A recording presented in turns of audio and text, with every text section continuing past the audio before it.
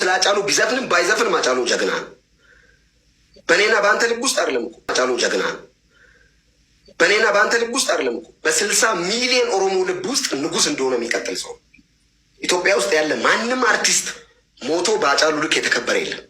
በአጫሉ ልክ ስቲል ነው ዘፈኑ ሲከፈት የተለቀሰለት የለም።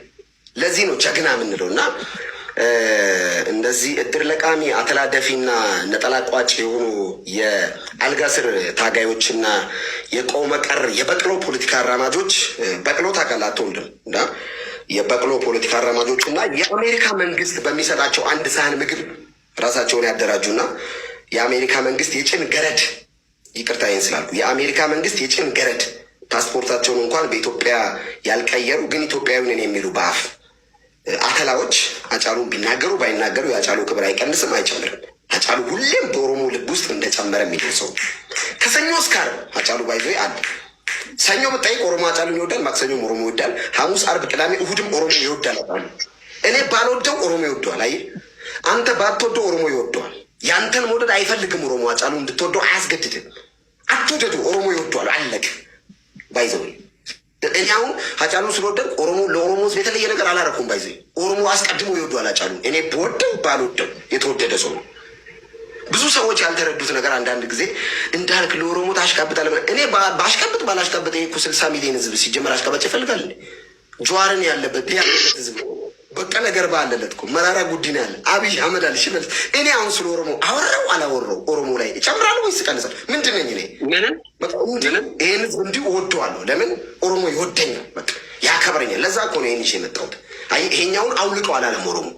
ከአጫሉ ጋር ይሄ ልብስ አይመጠንም አላለም። አንድ ኮሜንት አላየሁም። አይ ከአጫሉ ፎቶ ጋር ይሄን ነገር አውልቀው አላለኝም ኦሮሞ። ለዛ ነው የምወደው። የኔን ቀለም ይወድልኛል። ይሄንን አይ ኦሮሞ ይሄንን ስለሚወድ እወደዋለሁ።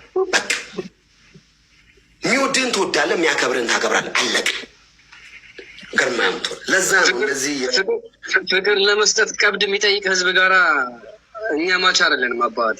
እኛ ፍቅር ስንሰጥ ከውስጣችን ነው። እኔ አጫሉን በጣም ነው የምወደው። እንደው ማንን ትወዳለህ ብትለኝ እኔ አጫሉንና ጀዋርን ከማንም ጋር አወዳደራቸው በኢትዮጵያ ምድር ላይ። እኔ አጫሉ የኦሮሞ ልጅ ብዬ አይደለም የኢትዮጵያ ልጅ ብዬ ነው የምቀበለው። ምክንያቱም ለብሔር ብሔረሰቦችም ጭምርት ነው ድምፅ የሆነው እሱ በጣም ጀግና ታጋይ አጫሉ ቶ ትክክለኛ ህሊና ያለው ሰው የወሎ መብረቅ። ብዙ ሰዎች አንዳንድ ጊዜ ሚስ አንደርስታንዲንግ አለና በጣም ብዙ ሰዎች ይሉኛል አንተ ለዚህ መንግስት እንትን ትላለህ ወይ ደግሞ ለዚህ አሁን በመንግስት ደረጃ ላሉ ጉምቱ ባለስልጣናት አሽቃብጠኑ ምናምን የሚሉ ሰዎች አሉ። እኔ ባይ ዘ ዌይ አንድ ቀን ስለ ብልጽግና፣ አንድ ቀን ስለ መንግስት፣ አንድ ቀን ምናምን አውርቼ አላውቅም። ስለ ህዝብ ነው የማወራው ባይ ዘ ዌይ። እና አንዳንድ ሰዎች ኦሮሞን መውደድ የአብይ መንግስትን መውደድ ይመስል አይደለም። ባይ ዘ ዌይ አይደለም። ህዝብ ሌላ ይህ ህዝብ በጣም የምትወደው ህዝብ ነው አይደለም። እኔ ወድጀው ይቅርና ባይ ዘ ዌይ እኔ ወድጀው አክብሬው ይቅርና ለጠላቶቹ እንኳን እኮ ስማርት የሆነ ህዝብ እኮ ነው። ለምን አልነገርም? ባይ ዘ ዌይ እኔ እኮ ወድጄ ነው የሚወዱኝ አይደለ? አክብሬያቸው ነው የሚያከብሩኝ። ባይ ዘ ዌይ ስላከብሩኝ ነው ማከብራቸው። የኔን ዶርዜነት ለዚህ እኮ ነው እንደዚህ አሁን እንደዚህ በመጣ አንዳንዱም እንደሚል ታውቃለህ የሆነ ነገር አድርጌ አንተ ይህን ጨርቅ ጣለው ነው የሚለኝ። ሌላው ኦሮሞስ ይህን ጨርቅ ይወደዋል። የኔ ማንነት ነው። አየህ ይሄ የኔ ደም ነው፣ የኔ ከለር ነው። ይሄ የኔ ሰንደቄ ነው። በቃ ይሄን ከለር ነው የማውቀው። ዶርዜ ይሄን ከለር ያውቃል።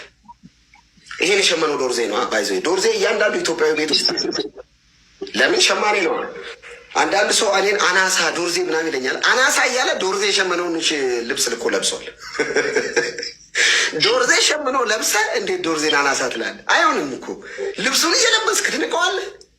ለዚህ እኮ ነው መሬቱን እየወደድክ ህዝቡን ንቃ። አይሆንማ እንደዚህ አይነት ነገር አይሰራም።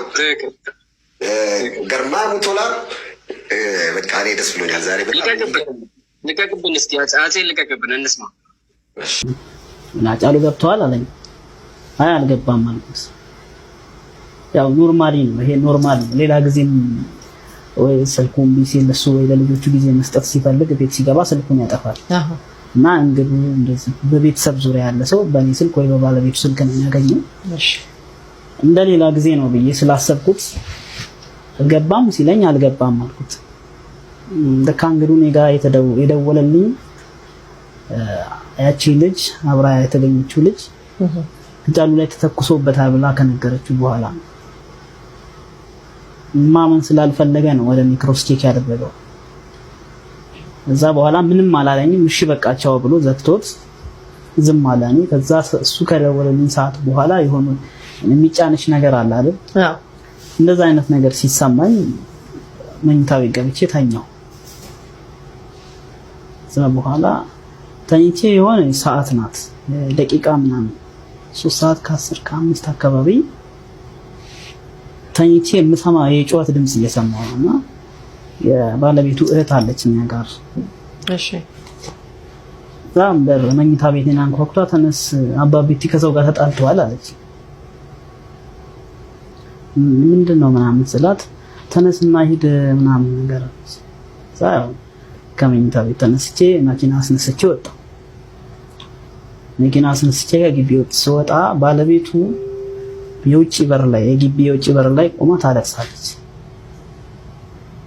እሷ እንደ ቀልድ እንደዚህ ስሜቷ የሚቀየር ሰው አይደለችምና ምንድነው የሆነው ምናምን ብዬ እንትን ስል ሁለት የጎረቤት ልጆች መጥተው መኪናዬን ከፍተው ገቡ። እዛ ወደ ተባለው ቦታ ገላን ኮንዶሚኒየም ይላሉ። ወደዛ ሄጄ ሰማህ ምን እንደተፈጠረ ወይስ ጻብ ብቻ ነው? ጻብ ነው። ፌስቡክ አልከፈትክም? ምን አላልክም? አክቲቭ አልነበረም ባይዘው ፌስቡክ ከ12 ሰዓት ከምናምን ጀምሮ ስታክ ያደርግ ነበር። ቢሲ ላይ ነበር ስልኬ ላይ። ምናልባት የሰፈራችን ኔትወርክ ይሁን ወይ ከሌላ ጉዳይ ጋር አላውቅም። ከ12 ሰዓት ከምናምን ጀምሮ ፌስቡክ እምቢ እያለኝ ነበርና ኖርማሊ ከሰማው በኋላ እንደዚህ አይነት ነገር እንዴት ከፍታለሁ? እዛ ወጥቼ መንገድ ጀመርኩ። ስደውል አብሮኛል ልጆችም ሲደውሉ ገላን ኮንዶሚኒየም ነው ተባለ። እዛ ጋርመንት አደባባይ ላይ ስደርስ ለቡስታር ነው ተባለ። ኦልሞስት አንስተውት ወደዚህ አምጥተውታል። ለቡስታር ስደርስ ያው በህይወት እንደሌለ የሚያሳዩ ነገሮች በጣም ብዙ ሰው ሳይሆን የተወሰነ ሰው እዛ ስደርስ የተወሰነ ሰው ነው የነበረው። ነገር ግን አካባቢው ላይ ሀገሪቷ ያላት ሁሉም አይነት ወታደር ነበር እዛ ቦታ ላይ። ፌደራል ፖሊስ ነበር፣ አዲስ አበባ ፖሊስ ነበር፣ ኦሮሚያ ፖሊስ ነበር፣ መከላከያ ነበር። ሁሉም ትጥቁን ይዞ ዙሪያውን ከቦ ቆመዋል። በደንብ አስታውሳለሁ። እና ሆስፒታሉ በር ላይ የነበሩ ለሱ ቅርብ የሚባሉ ሰዎች ናቸው፣ ያለቅሳሉ። እኔ ወደ ውስጥም አልገባሁም፣ ተመለስኩም። በቃ ማለት ያው ውስጥሽ የሚነግርሽ ነገር አለ። አንዳንድ ነገሮችን ለራስሽ ተመለሻለሽ።